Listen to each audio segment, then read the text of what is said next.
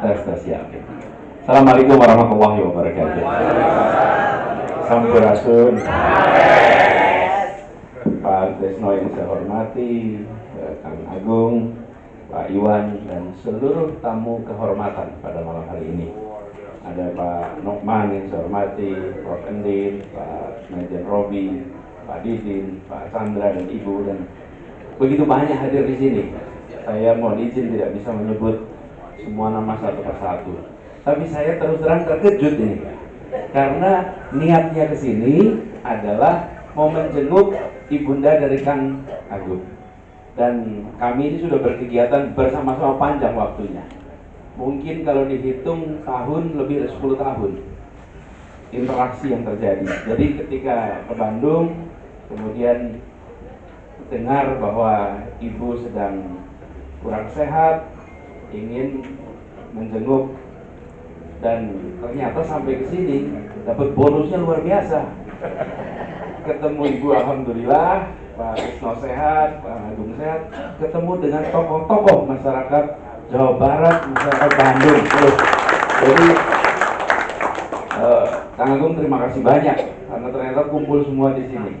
Dan ini sebuah forum yang sebetulnya berhak dapat intensitas waktu yang lebih tinggi. Harusnya. Kalau tahu begini taruhnya yang terakhir nih, gitu ya. Jadi bablas tuh bisa waktunya. Jadi saya merasa bersyukur. Tapi sisi lain, perjalanan ke Bandung ini makin menunjukkan bahwa memang harus ada solusi antara Jakarta dan Bandung ini. Jam 4 dari Kerawang, kalau teknik hitungan waktu paling maksimal 2 jam ya. Maksimal 2 jam. Kerawang itu kan tinggal di situ ya. Tengah. Ternyata sampai di sini jam 7, dari sana jam 4. Iya, jadi lebih panjang. Jadi minta maaf sekali, ternyata waktunya mepet. Tapi yang tadi disampaikan tentang ekonomi kerakyatan. Ekonomi kerakyatan kita ini, saya pernah berkali-kali menyampaikan, banyak pidato soal ekonomi kerakyatan. Dan kalau sudah mendekati kampanye, biasanya ekonomi kerakyatan itu muncul lagi. Habis selesai kampanye, ekonominya ada, rakyatnya hilang gitu. Ekonomi kerakyatan itu muncul. Ekonomi Pancasila, ekonomi itu kayak siklus saja 5 tahunan gitu. Nah, jadi Bapak Ibu sekalian, saya ingin dalam kesempatan ini menggarisbawahi tentang keseriusan soal ekonomi kerakyatan ini tidak boleh hanya pada masa pemilu saja. Itu harus dilaksanakan. Karena itu kami selalu sampaikan, yang kami tawarkan, yang kami ingin ajak itu bukan cuma cita-cita visi. Itu tentu harus disampaikan. Tapi yang kami tawarkan adalah ini sudah dikerjakan. Ini sudah dibuktikan. Sehingga ini bisa diteruskan.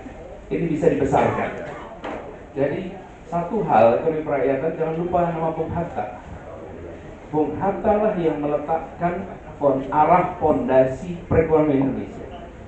Dan perekonomian Indonesia adalah perekonomian yang dicita-citakan sebagai sebuah mekanisme pasar seperti yang dirancang di dalam konsep perekonomian kapitalistik, tetapi di dalamnya ada unsur keadilan. Nah, biasanya yang bicara keadilan itu pendekatannya sosialistik, yang bicara tentang pertumbuhan dan efisiensi itu namanya kapitalistik.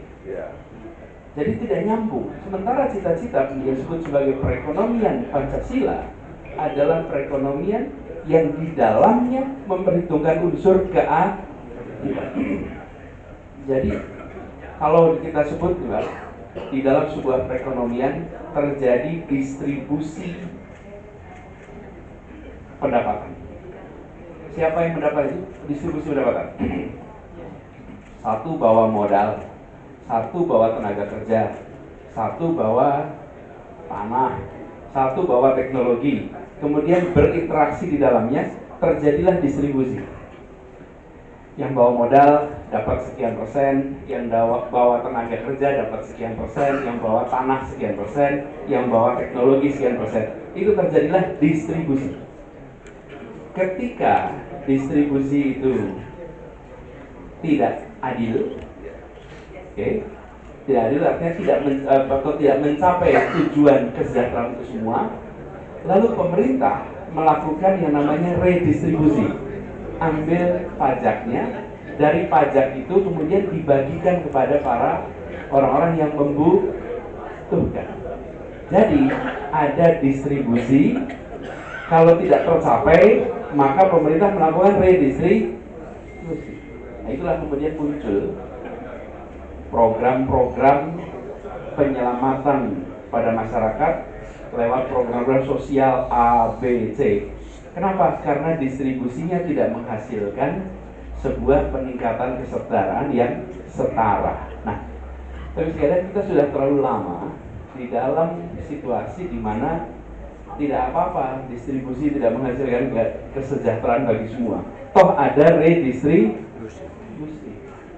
Jadi ada bantuan, ada cash transfer, ada program-program untuk menyelamatkan mereka yang tidak bisa mendapat manfaat dari program ekonomi pertama. Nah, ini sekalian yang di dalam gagasan kami melihat proses distribusinya harus dibereskan dulu, sehingga tercapai kesetaraan kesempatan itu selalu lewat ekonomi pasar. Keadilan diatur di situ, kesetaraan diatur di situ. Tapi kalau kita selalu menganggap tidak apa-apa terjadi ketimpangan, toh nanti kita akan bantu mereka yang tertinggal lewat program-program sosial, maka apa yang terjadi? Urusan peningkatan kesejahteraan, urusan yang kita sebut ketinggalan, itu diselesaikan lewat Kementerian Sosial, diselesaikan lewat Menko Kesra. Yang Menko Perekonomian tidak usah memikirkan ketertinggalan. Kenapa? Karena ketertinggalan itu bukan bagian dari perekonomian pertama. Itu yang saya maksud. Distribusi itu harus kita tata ulang sehingga peningkatan kesejahteraan, pengentasan kemiskinan, kemudian kegiatan untuk yang kecil menjadi besar itu bukan lewat jalur Kesra saja, tapi lewat jalur perekonomian. Jadi perekonomian yang membedakan perekonomian biasa dengan perekonomian kerakyatan, perekonomian yang secara inheren ikut membereskan soal keadilan, ikut membereskan soal ketimpangan. Tapi kalau keadilan ketimpangan itu biar diselesaikan lewat urusan Kesra, sampai kapanpun ketimpangan akan terus terjadi. Dan ini bukan seperti yang dicita-citakan oleh Bung Hatta. Ini bukan seperti yang digambarkan oleh Bung Hatta. Bung Hatta ketika menata fondasi ekonomi Indonesia, beliau menata tentang sebuah perekonomian yang berkeadilan. Nah, cuman kita semua ini, Pak, pada sekolahnya ke Amerika. Ya, termasuk saya. Berangkat ke Amerika. Di Amerika, pada kita semua belajar ekonomi. Saya ini, Pak, sampai dengan master saya itu bidang saya adalah ekonomi. Spesialisasi master saya ini adalah pasar uang, currency market, Pak. Pasar valuta asing. Jadi memang bidangnya ekonomi. Tapi kita semua yang belajar di sana belajar tentang perekonomian, belajar tentang pasar tanpa ada faktor keadilan. Tidak. Nah, jadi lain kali kalau pada nyekolahin, kalau kirimnya sekolah di sekolah-sekolah yang pahamnya sama seperti paham pendiri Republik ini. Jadi tanpa kita nggak merasa ada yang salah, Pak, karena ketika belajar di sana, belajar pasar itu yang penting efisien, efektif. Nanti timbul ketidakadilan, biar diurusin sama pemerintah nanti. Yang penting kita bayar pajak. Nggak bayar pajak tidak bisa. Yang terjadi kecil tetap kecil, yang besar akan makin besar. Yang kita rencanakan adalah membesarkan yang kecil tanpa mengecilkan yang besar. Jadi yang kecilnya tumbuh. Nah, ini PR bagi kita. Lalu bagaimana caranya? Caranya dari mulai aspek regulasi. Regulasi, Pak. Bagaimana regulasi ini dibuat untuk membuat yang besar bisa tumbuh, tapi yang kecil jangan ditahan. Coba contoh, Pak. Ini pengalaman di Jakarta, Pak. Di Jakarta tanah itu tidak bisa tambah. Ada yang mau nambah, Pak, itu udah diberhentiin, Pak. Nambah tanah itu namanya reklamasi, Pak, gitu kan? Nambah tanah tuh, itu mau nambah. Tanah di Jakarta jangan nambah, Pak. Nah, lalu banyak usaha properti di sana. Saya perhatikan usaha properti ini. Ternyata di Jakarta ini, Pak, kalau mau usaha properti itu pembangun harus punya tanah minimal 5.000, Pak. Dia harus konsolidasi tanah 5.000 baru dia bisa bangun gedung. Kalau tidak bangun 5.000 tidak bisa bangun properti. Jadi sekarang Bapak bayangkan kalau mau bangun berarti 5.000 konsolidasi nih. Aturan-aturannya batasnya 5.000. Saya tanya, kenapa 5.000 batasnya? Ya dari dulu, Pak, 5.000. Iya tahu dari dulu. Tapi kenapa 5.000? Apa yang terjadi? Mereka yang punya tanah 1.000 ujungnya harus melepas tanahnya kepada yang mampu untuk mengkonsolidasi. 1.000 dari sini, 500 dari sana, 600 dari sana, 800 sampai 1.000 baru dia bisa tumbuh. Oke? Aturannya tanpa kita sadar membuat yang 1.000 tidak bisa membangun. Dia harus menyerahkan kepada yang besar. Nah sayangnya kita juga senang jual tanah, Mbak. Senang, oh alhamdulillah tanahnya dijual, harganya bagus. Dia 1 meter sebutlah dijual 20 juta. Begitu dikonsolidasi, dia memiliki valuasi 50 juta. Itu baru tanah. Nanti ditumbuhkan. Jadi apa yang dikerjakan bukan melarang yang besar, yang dikerjakan adalah sekarang 1.000 meter boleh membangun sampai dengan 8 lantai. Sehingga yang kecil-kecil tidak perlu melepas tanahnya. Jadi kalau misalnya Pak Chandra punya tanah 1.000 meter di Jakarta, terus mau membangun sebagai sebuah kegiatan usaha properti, naik ke atas, dia bisa kerjakan walaupun 1.000. Ini artinya memberikan kesempatan kepada yang kecil untuk tumbuh sebagaimana yang besar. Jadi kita sudah terlalu banyak aturan-aturan yang kita buat yang memberikan kesempatan tumbuhnya harus besar. Kalau kecil tidak dapat kesempatan, baru bicara tata ruang, Pak. Baru bicara tata ruang. Belum lagi nanti kalau kita bicara sampai pada pasar. Bagaimana pasar-pasar kita ini memberikan kesempatan kepada yang sudah kecil atau tengah, tapi mikro, sulit masuk ke pasar. Sulit masuk ke pasar. Jadi, Bapak Ibu sekalian saya hormati, kami sampaikan gagasannya adalah pasar yang berkeadilan. Pasar yang berkeadilan, itulah perekonomian kerakyatan, di mana keadilan dimasukkan ke dalam proses itu. Jadi, Waalaikumsalam. Mangga. Nah, saya berharap para pelaku nanti bisa memberikan bantuan kepada kita untuk menyusun detailnya, Pak. Harus menyusun. Saya ingin sampaikan, jangan kita berpandangan bisa dikerjakan semuanya sendiri. Kalau kami di Jakarta kemarin menggunakan istilah kolaborasi, ya sama. Apa artinya kolaborasi itu?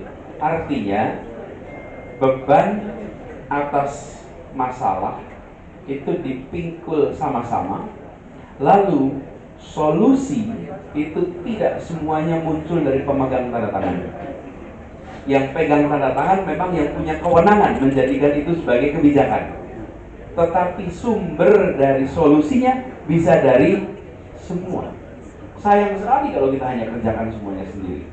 Justru dengarkan, dan ke depan ini terutama nih Kang Agung yang pernah mimpin Kadin di sini, kita berharap dari para pelaku perekonomian berikan kepada kami masukan 4 hal. Apa yang perlu ditingkatkan dari yang sudah ada sekarang? 2, apa yang perlu dikoreksi dari yang sudah ada sekarang? 3, apa yang perlu dihentikan dari yang ada sekarang? Dan keempat, apa yang baru yang harus dibuat? Jadi ketika kita bicara tentang perubahan, itu bukan dengan menolkan yang ada. Ada pertanyaan, apa yang harus ditingkatkan, apa yang harus dikoreksi, lalu apa yang harus dihentikan, apa yang harus dibuat baru. Kebanyakan dari kita bicaranya yang nomor 3 dan 4 saja. 1, 2 tidak, jangan. Karena apa yang sudah dikerjakan ini bukan dikerjakan 5 tahun, 8 tahun, ini sudah dikerjakan puluhan tahun. 4 itu. Kalau itu kita bisa bantu rumuskan, maka perubahan ke arah yang lebih benar bisa kita laksanakan. Tidak, 4 itu. Jadi tidak menghilangkan yang sudah dibuat, tapi juga tidak sungkan untuk melakukan yang nomor 3 dan nomor 4. Nomor 3 jelas apa yang dihentikan. Apa yang dihentikan? Karena kalau tidak ada yang ketiga, repot kita. Nah ini, Bapak sekalian, kami harap dari siapa? Dari mereka yang senyatanya berada di dalam pasar. Tadi saya ketemu Bu Naneng nih, Organda. Apa dengan transportasinya? Ibu bisa jelasin, Bu, kenapa yang kecil nggak bisa jadi gede di situ? Kenapa hanya dikuasai yang besar? Itu bisa ceritakan. Dan apa yang dibutuhkan supaya transportasi umum, massal, darat itu bisa tumbuh berkembang lebih luas lagi. Yang paling tahu siapa? Yang berada di pasar. Nah itulah sebabnya saya merasa bersyukur malam hari ini bisa jumpa. Paling nggak kami bisa menyampaikan, dan mudah-mudahan ini insya Allah bukan jadi pertemuan terakhir ya. Kenapa? Karena pertemuan pembukanya aja saya dapat bekal banyak sekali nih. Bekal banyak sekali, bekalnya benar banyak nih. 1, ikat nih, udah kasih pesan supaya sabar, insya Allah. Saya ini kemana aja sudah ikutin Pak yang sabar, yang setia, yang sabar, yang kuat. Bahkan jauh lagi, saya mendatangi korban banjir, Pak. Di Jakarta udah banjir, saya datang ke tempat yang banjir itu. Pas saya banjir, saya bilang, Bapak yang sabar, Ibu yang sabar. Malah dibilang, bukan Bapak yang sabar. Saya udah dari zaman Pak Cokro Pranowo banjir begini Pak. Cuman sekarang baru Bapak aja yang salahin terus gitu. Nah, jadi Bapak yang sabar. Saya nasihatin orang untuk sabar, saya malah dia sabar. Lucu gitu. Jadi terima kasih, ini ikatnya jadi bikin sabar, insya Allah. Kemudian dapat senjata pedang. Lawan. Berarti ya, artinya lawan ya. Ya, pedangnya jangan disembunyiin Pak, itu. Pedang. Ada pangsi Pak, ada pangsi Pak. Ada pangsi. Terus dapat kitab juga Pak ini. Jadi kasih pedang biar lawan. Terus ini kasih biar pintar Pak. Buku yang mudah-mudahan artinya harus punya belajar terus menerus, bijak. Terus Pangsi Pak, pangsi. Baju. Enggak, baju itu udah ada filosofinya tuh tadi, ditulis filosofinya itu. Jadi datang ke sini ini saya dapat bekal banyak sekali. Terima kasih sekali. Dan kami berharap mudah-mudahan nanti kita bicarakan sama-sama. Tapi tantangan ini tidak bisa kita mengubahnya sendiri. Harus mengajak lebih banyak. Tapi saya ingin garis bawahi bahwa kami di dalam berbicara tentang keadilan itu yang selama ini kita pegang ketika mengurus Jakarta. Mengurus Jakarta satu kata, keadilan. Dan Pak, kalau di Jakarta ini Pak, rapat di balai kota, saya sampaikan. Bapak Ibu semuanya yang di ruangan ini, hanya kurang dari 1 kilometer dari tempat kita rapat. Disitulah pembukaan Undang-Undang Dasar 45 itu disusun. Jadi di antara semua kantor yang mengurusi rakyat, kantor kita ini punya tanggung jawab paling besar untuk melaksanakan yang tertulis di dalam cita-cita dasar Republik ini, keadilan sosial. Itu cita-cita dasar. Tidak ada pilihan. Dan kalaupun kita harus mengambil sikap, maka kita dasarkan sikap kita itu kepada 1, prinsip keadilan, 2, kepentingan publik, maslahatan untuk publik, 3, akal sehat, 4, regulasi. Jangan dibalik. Kadang-kadang regulasi dulu, akal sehat tarik nomor 4. Akal sehat, keadilan, kepentingan publik, akal sehat, regulasi. Karena keputusan ini tengah jalan kita akan ketemu dengan dinamika. yang tidak mungkin sesuai dengan apa yang ada di regulasi. Saya merasakan ketika COVID kemarin harus ambil keputusan nomor satunya Pak, menyelamatkan nyawa. Belum tentu sesuai regulasi, tapi itu menyelamatkan nyawa. Karena menyelamatkan nyawa ini prioritas paling utama. Kemarin ketemu dengan kenaikan upah buruh Pak, di Jakarta. Kenaikan upah buruh di Jakarta itu aturan yang kita buat itu beda dengan aturan yang dibuat oleh pemerintah pusat. Kenapa? Ya karena prinsipnya keadilan dulu. Kalau kita prinsip keadilan dulu kita lakukan itu. Walaupun kita digugat, walaupun tekanannya macam-macam itu. Tapi kami ingin ini kita sama-sama pegang prinsipnya, prinsip keadilan, prinsip kepentingan umum, akal sehat, regulasi untuk membuat Indonesia lebih baik bagi semua. Itu saja barangkali Mbak. Terima kasih banyak atas kesempatannya, Pak Iwan. Terima kasih. Assalamualaikum warahmatullahi wabarakatuh. Waalaikumsalam warahmatullahi wabarakatuh. Baik.